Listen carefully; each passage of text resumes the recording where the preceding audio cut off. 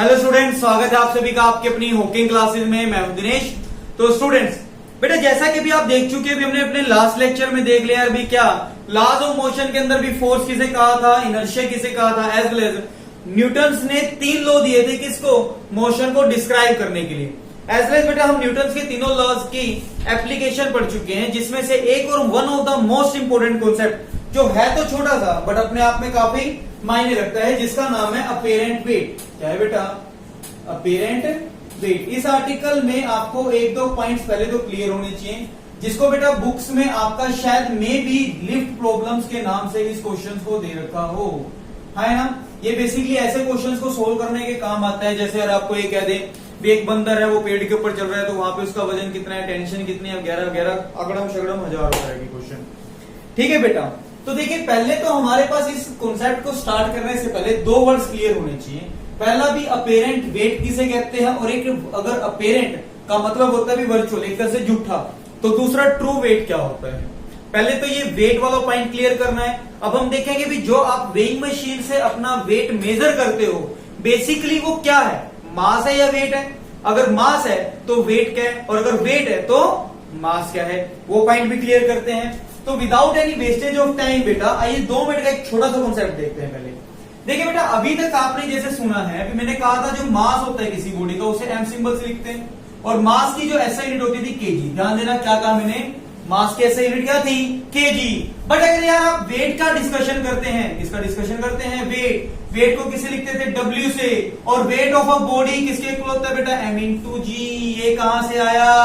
अरे बेटा एक बात ध्यान दो, आपको जैसे 9th में कभी करवाया होगा भी, एक प्लेनेट के ऊपर अगर कोई बॉडी खड़ी हो जाए तो प्लेनेट उस पर जितना फोर्स ऑफ अट्रैक्शन लगाता है, क्या कहा मैंने, अगर कोई बॉडी किसी प्लेनेट पे खड़ी हो जाए तो वो प्लेनेट उस बॉडी को जितना फोर्स से अपनी तरफ खींचती है, वही वो उस बॉडी का क्या कहलाता है, वेट ऑन दैट प्लेनेट। जो अगर हम अर्थ की बात करें तो वो क्या होता है, मास ऑफ बॉडी, एंड अर्थ की जो ग्रेविटी होती है वो कितना होता है, जी। हाँ ना, मतलब ग्रेविटी बोलो या एक्सेलरेशन ड्यू टू ग्रेविटी यार। तो वेट बॉडी का क्या हो गया, एम इंटू जी। नहीं समझना, चल ठीक है, चल मानना थोड़ा सा रट्टा हमारा। अब एक बार बता यार, मेरे को पता है इसकी यूनिट में निकालनी हो। देखो मास की यूनिट क्या होती है, किलोग्राम। जी क्या, एक्सेलेरेशन ड्यू टू ग्रेविटी मतलब एक्सेलेरेशन, तो इसकी यूनिट क्या होती थी, मीटर पर सेकंड स्क्वायर। ये मैं ऑलरेडी बता चुका हूं पिछले लेक्चर्स में। तो एक बात बताओ बेटा, बट यार एक सोचने की बात, किलोग्राम मीटर पर सेकंड स्क्वायर, यार ये तो यूनिट किसको बोलते थे, न्यूटन को, आया ना। इसलिए कहा बेटा weight of body, weight of body basically वो न्यूटन है। मतलब भी अगर आप कभी किसी बॉडी को कहते हो, कभी किसी बॉडी को कहते हो कि मैंने कहा इसका वजन तोलना है, वेट तोलना है, बोलते थे ना भी मेरा वेट कितना हो गया, मेरा वेट कितना हो गया, कितना बोलते हैं, 70 न्यूटन, 80 न्यूटन, 85 न्यूटन। नहीं, क्या बोलते हैं, केजी। 80 केजी, 70 केजी, 40 केजी, बोलते तो वेट है, बोलते हैं वेट है, बट पीछे यूनिट सारी किसकी लगाते हैं, मास की। ऐसा क्यों, ऐसा क्यों, माइंड में आता ही नहीं आता।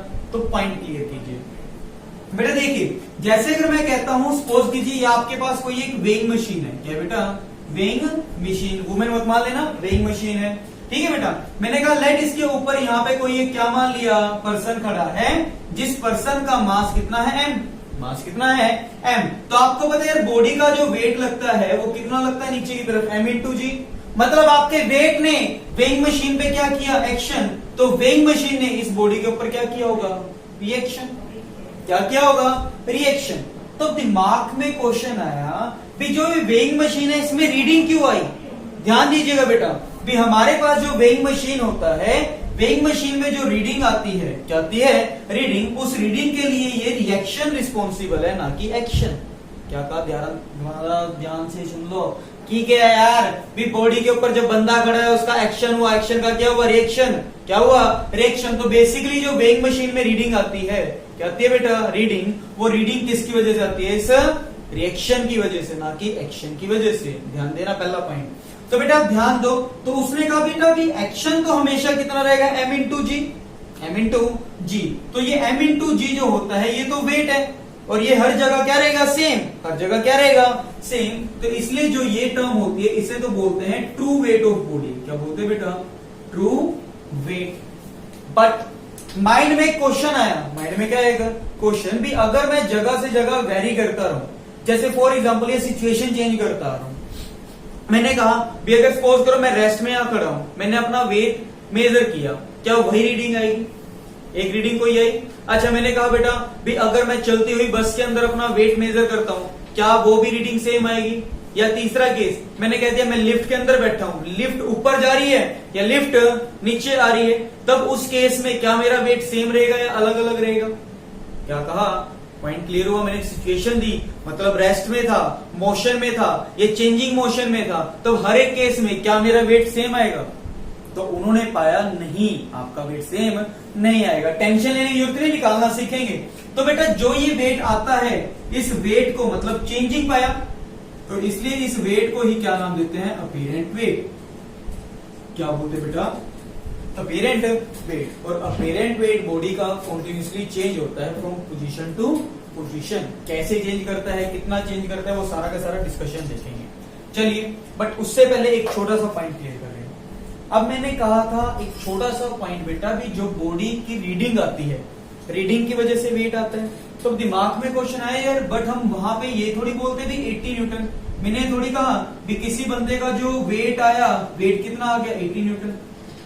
ऐसा तो नहीं बोलते।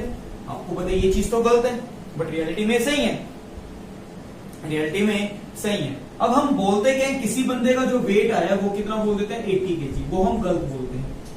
बेसिकली बेटा जो हम रीडिंग वहां पे पढ़ते हैं, वो रीडिंग आपको क्या रिप्रेजेंट करती है? मास। क्या रिप्रेजेंट करती है? मास। बट आती किसकी वजह से? वेट की वजह से। यार क्या कह रहे हो, समझ नहीं आ रहा, कुछ भी नहीं आएगा। थोड़ा सा पॉइंट ध्यान देने का। आपको पता है बेटा जो वेइंग मशीन रीडिंग देती है, वो देनी चाहिए थी न्यूटन में। किसमें देनी चाहिए थी? न्यूटन में। क्यों? क्योंकि जो रेंज होती है, मतलब रीडिंग होती है, वो किसके इक्वल होता है? m/g। तो आपके ऊपर आपने वेइंग मशीन पे खड़े होकर बेटा क्या किया? एक्शन। तो वेइंग मशीन ने क्या लगाया? रिएक्शन। तो बेसिकली वो रिएक्शन कितना होता है?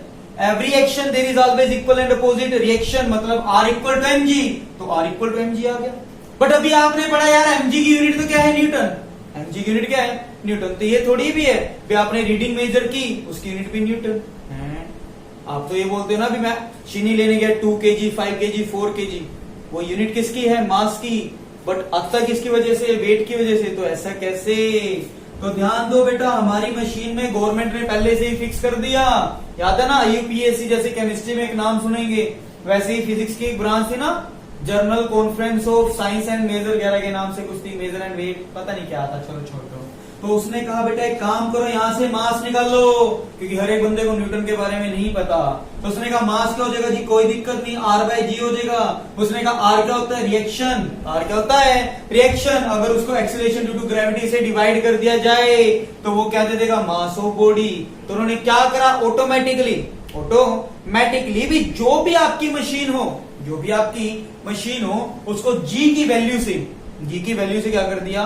डिवाइड करके अपने आप ही शो करेगा। और इसलिए वो जो आपका निकल के आता है, वो फिर वेट नहीं आता, वो क्या निकल के आता है? मास।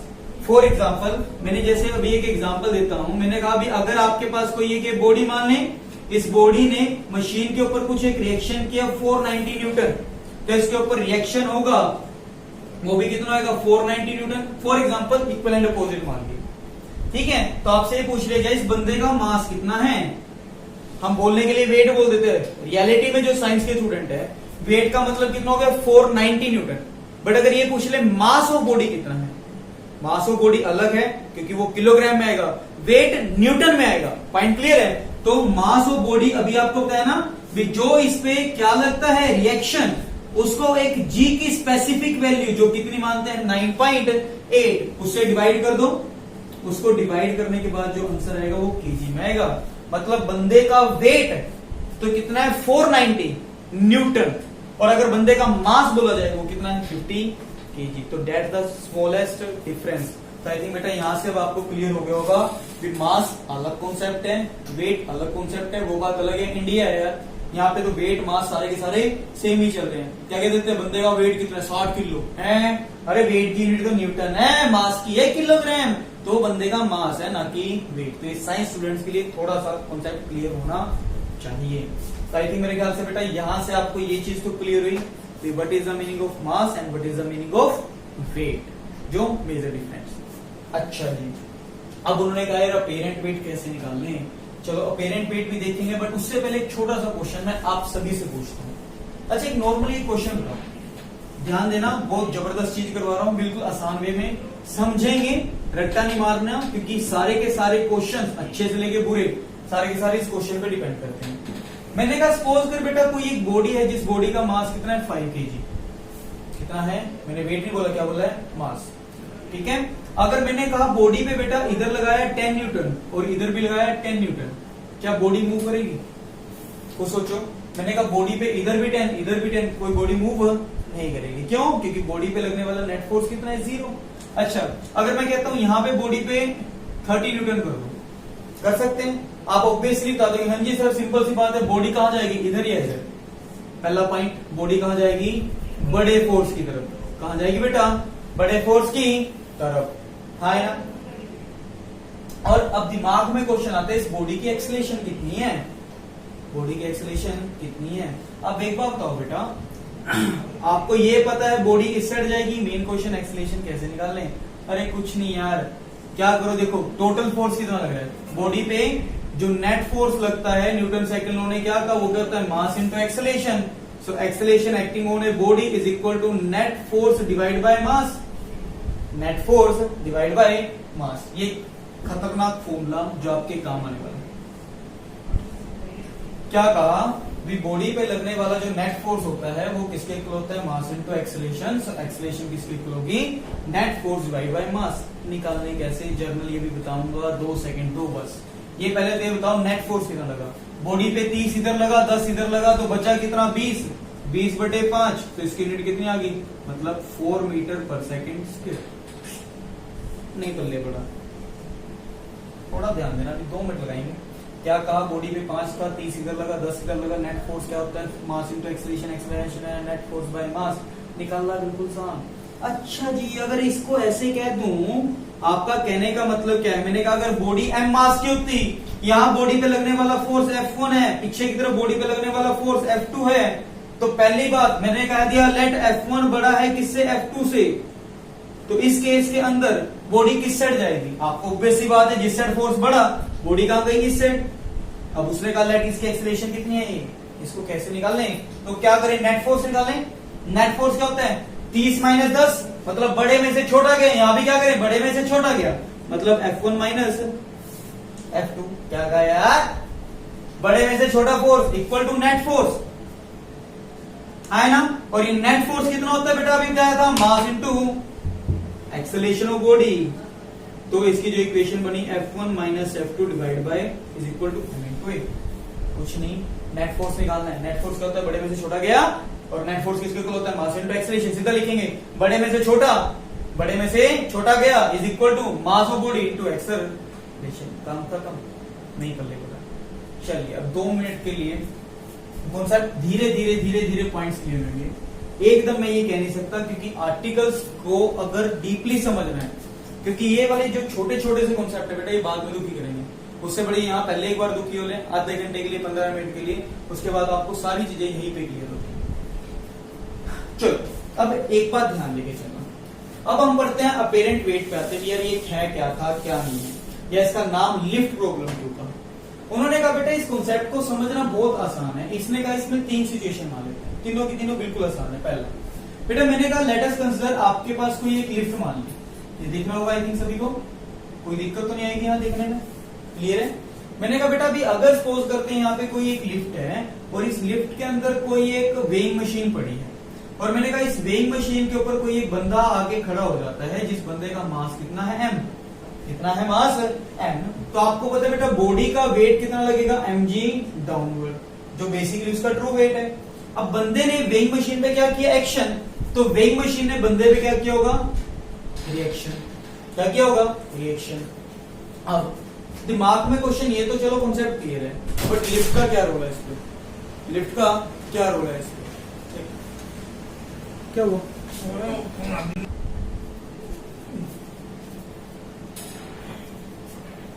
तो स्टूडेंट्स बेटा देखिए, जैसा कि अभी मैंने कहा भी, अगर सपोज करते कोई एक लिफ्ट है, लिफ्ट के नीचे क्या है, वेइंग मशीन, कोई बंदा खड़ा है, जिस बंदे का मास कितना है, बॉडी का वेट कितना लगेगा, mg डाउनवर्ड, तो ऊपर की तरफ एक रिएक्शन लगी, वो रिएक्शन कितनी होगी, r।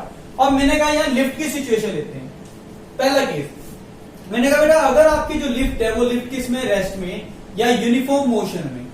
अब what is the meaning of rest, ये तो सिंपल सी बात है, अभी लिफ्ट खड़ी है ना। दूसरा मैंने कहा यार क्या, यूनिफॉर्म मोशन, मतलब या तो कांस्टेंट स्पीड से चल रही है, मतलब मैंने कहा 2 मीटर पर सेकंड से ऊपर जा रही है या 3 मीटर पर सेकंड से नीचे आ रही है, मतलब फिक्स है, मतलब रेस्ट या यूनिफॉर्म मोशन। तो इस केस के अंदर acceleration of lift is 0। Lift की एक्सेलरेशन कितनी होगी, 0, मतलब बॉडी पे लगने वाला नेट फोर्स कितना होगा, 0। अब दिमाग में क्वेश्चन करते हैं, मुझे नहीं पता यार कौन सा बड़ा है कौन सा छोटा, क्योंकि दिया ही नहीं कुछ सा, तो क्या करें, ऊपर वाले में से नीचे माइनस कर दो, नीचे वाले में से ऊपर, तो क्या हो गया बेटा, आर क्या कर दिया लेट मैंने, r minus M G is equal to net force, और net force acting on a body is what, mass of body into acceleration of frame, तो ये कितना हो जाएगा 0, तो कितना हो गया 0, तो r minus M G is equal to 0, तो r is equal to M G. Point clear है नहीं है। अभी आपको बताया बेटा, अभी जो r था, r तो क्या था अपेरेंट वेट, और जो mg था वो क्या था आपका ट्रू वेट। तो इट मीन्स भी अगर आपकी जो लिफ्ट है बेटा, अगर वो रेस्ट में हो या यूनिफॉर्म मोशन में हो, तो जो हकीकत में आपका वेट है वही वेट की वो रीडिंग वो शो करता है, मतलब इसमें कोई एरर नहीं आता इन दिस केस, जब लिफ्ट किस में हो, रेस्ट में या मोशन। और उसने कहा अगर मोशन में तो अब क्या करें, नॉन यूनिफॉर्म। अच्छा अगर मैंने कहा अगेन लेट अस कंसीडर, आपके पास दोबारा से एक लिफ्ट मानी, यहाँ पे क्या खड़ा है, कोई एक बंदा खड़ा है, ये वेइंग मशीन थी, लेट कोई एक बंदा खड़ा है जिस बंदे का मास कितना है m। अब मैंने कहते लेट लिफ्ट ऊपर जा रही है विद एक्सेलरेशन है, तब क्या होगा, ध्यान समझना, खतरनाक चीजें हैं। क्या कहा, लिफ्ट ऊपर जा रही है विद एक्सेलरेशन है, बंदे का मास कितना है m, बंदे का वेट कितना लगेगा mg डाउनवर्ड, रिएक्शन कितनी होगी r अपवर्ड। अब देखो ऊपर जा रहा है होता तो ऊपर वाला फोर्स बड़ा, नीचे वाला छोटा है ना, कहां से निकालना यार, अरे जहां का फोर्स बड़ा, जहां बॉडी जा रही है वो वाला फोर्स बड़ा, उससे अपोजिट वाला छोटा, तो क्या करे, बड़े में से छोटा माइनस, तो r minus M G is equal to net force कितना है, मास इंटू एक्सेलरेशन, तो r कितना हो जाएगा बेटा, ये उधर जाके प्लस का, तो mg प्लस ma, तो क्या हो गया, मतलब mg plus a, that's the apparent wait. क्या गया, अपेरेंट वेट। अब एक बात ध्यान दो, इसका क्या मतलब यार, एक बात ध्यान दो, R क्या था यार, फटाफट बताओ, अपेरेंट वेट। अच्छा ये mg क्या था, ये वाला mg, that's your what, true weight. अच्छा ट्रू वेट में कुछ ऐड हुआ है, ट्रू वेट में क्या हुआ है, कुछ ऐड, मतलब कि जो अपेरेंट वेट है वो ट्रू वेट से कुछ ज्यादा ही होगा। क्यों, क्योंकि यार देख R equal to mg plus ma, मतलब ट्रू वेट में कुछ ऐड हुआ, तो इसका भी जो आपका अपेरेंट वेट है बेटा वो ट्रू वेट से क्या आया, ज्यादा। मतलब अगर आपकी लिफ्ट ऊपर की तरफ जा रही है विद एक्सेलरेशन a, तो देन उस केस में जो उसकी रीडिंग आती है, क्या आता है बेटा, वो रीडिंग ज्यादा आएगी। मतलब सपोज करो किसी बंदे का मास 50 किलोग्राम है ना, अगर वो ऊपर विद एक्सेलरेशन a से जाएगा तो उसका मास 50 किलो से ज्यादा आएगा, इसमें भी 51-52 कुछ भी हो सकता है, डिपेंड ऑन एक्सेलरेशन। अच्छा तीसरा केस और देखते हैं बेटा, इसी के बेस पे काफी कुछ चीजें भी पढ़नी है। तीसरा केस और फटाफट देखते हैं, क्या कहा उसने कि अगर जो आपकी लिफ्ट है, अब वो लिफ्ट ऊपर ना जाए, कहां चली जाए, नीचे। अगेन मैंने कहा कोई एक लिफ्ट है, यहाँ एक वेइंग मशीन, लेट इस बंदे का मास कितना है m, तो बॉडी का वेट कहां लगेगा बेटा, mg डाउनवर्ड, रिएक्शन कहां होगा, ऊपर, बॉडी की लिफ्ट के एक्सेलरेशन कहां है, नीचे। अब देखो लिफ्ट अगर नीचे जा रही है तो नीचे वाला फोर्स बड़ा, ऊपर वाला छोटा, क्या करें, बड़े में से छोटा माइनस किया, तो क्या हो जाएगा बेटा, mg minus r equal to net force, mass into acceleration.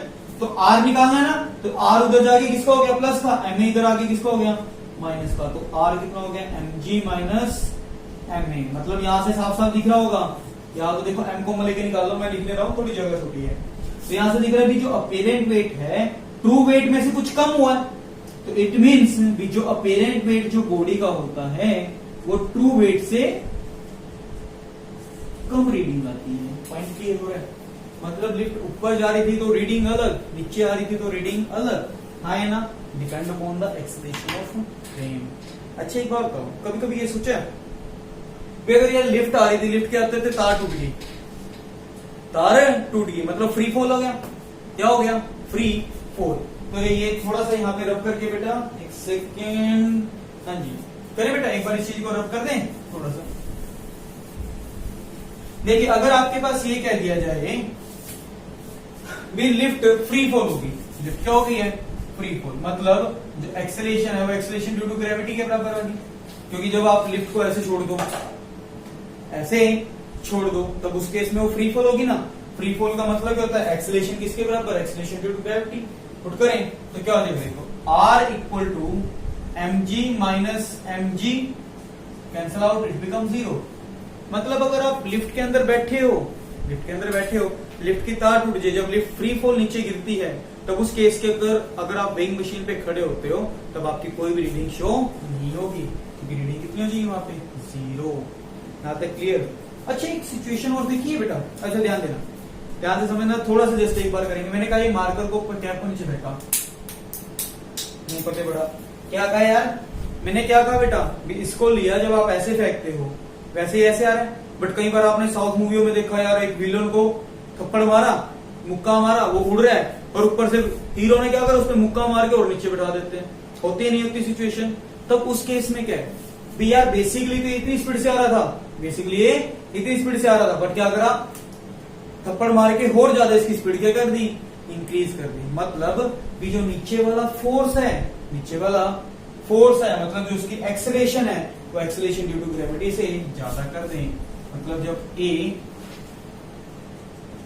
किससे बड़ा कर दिया जाए, acceleration due to gravity. For example यार, कभी तुमने एवेंजर वगैरह मूवी देखी हो, सुपरमैन वगैरह के, उसमें देखते हो सीन करते यार, ऊपर से हल्क उड़ता हुआ आ रहा है, ऊपर से सुपरमैन आया, उसने ठाके सीधा लेके जमीन में मार देते हैं। वो सिचुएशन होती नहीं होती, हाँ है ना, ताकि चोट ज्यादा लगे, हाँ है ना यार। तो वही वाला केस भी, ज्यादा एक्सेलेरेशन दे दे तो क्या होगा, अरे कुछ नहीं, देख कितना है, mg माइनस ma। खुद बताओ कौन सा बड़ा है, ये वाला ये बताओ, ma बड़ा है किससे, mg से, तो इसका मतलब जो आपका r आएगा, क्या आएगा, r आएगा, वो कैसा निकल के आएगा, नेगेटिव, हाँ है ना, कैसा निकल के आएगा, नेगेटिव। मतलब बंदा ऊपर की तरफ उठ जाएगा। यार इसका कैसे का मतलब, भी अगर लिफ्ट है ऊपर से आ रही है, नीचे हल्क खड़ा है, वो नीचे अगर लिफ्ट को खींच दे, लिफ्ट को खींच दे, तो जो लिफ्ट के अंदर बंदा खड़ा होगा, उस बंदे का सिर कहां जाके बजेगा, लिफ्ट के, कहां जाके बजेगा, लिफ्ट के, जो उसका टॉप फ्लोर रहेगा ना, टॉप चीज, वहां पे जाके उसका सिर बजेगा, बिकॉज क्योंकि ऊपर वाला रिएक्शन बड़ा हो जाएगा एज कम्पेयर टू उसके वेट से। थोड़ा सा बोरिंग लेक्चर बना है, मानता हूँ, बिल्कुल आसान था, चाहता तो 10 मिनट में खत्म हो जाता, बट हाँ एक आपको ये वाला कॉन्सेप्ट क्लियर करवाया है, एक आपको नेट फोर्स की इक्वेशन ही करवानी चाहिए, जिसने क्या कहा, बड़े फोर्स में से छोटा माइनस होगा, बड़े फोर्स में से, जैसे वाला था, बड़े में से छोटा minus equal to net force, वो चीज आपको क्लियर होनी चाहिए। तो आपको यहाँ से 2 पॉइंट क्लियर हुए, पहली बात अपीरेंट वेट क्या है, वेट और मास में डिफरेंस क्या है बेसिकली। दूसरा भी हमारे पास जो अपीरेंट वेट है, क्या है बेटा, अपीरेंट वेट, ये किसी भी रस्सी में स्ट्रिंग, वहां सारे के सारे कॉन्सेप्ट के सेम चलेंगे, ठीक है बेटा। सो आपको ये इक्वेशंस बनानी यहाँ से आगे, तो बेटा बाकी का सारा जो भी कॉन्सेप्ट है, नेक्स्ट जो आपके टॉपिक रहेंगे, या इसके बिहाफ पे जो अच्छे न्यूमेरिकल्स बनेंगे, ठीक है, आपकी बुक में दे रखे होंगे, जैसे बंदर है, बंदरिया है, उसके पीछे बंदर और लटक रहा है, बंदर के पीछे बंदर, बंदर के पीछे बंदर, वो वाले क्वेश्चन भी सारे के सारे इसी कॉन्सेप्ट से निकलते हैं। मानता हूँ थोड़ा सा बोरिंग है, बट बाकी नेक्स्ट क्लास में करेंगे, ताकि आज वाली बोर्ड वाली क्लास थोड़ी सी खत्म की जाए। So have a nice day.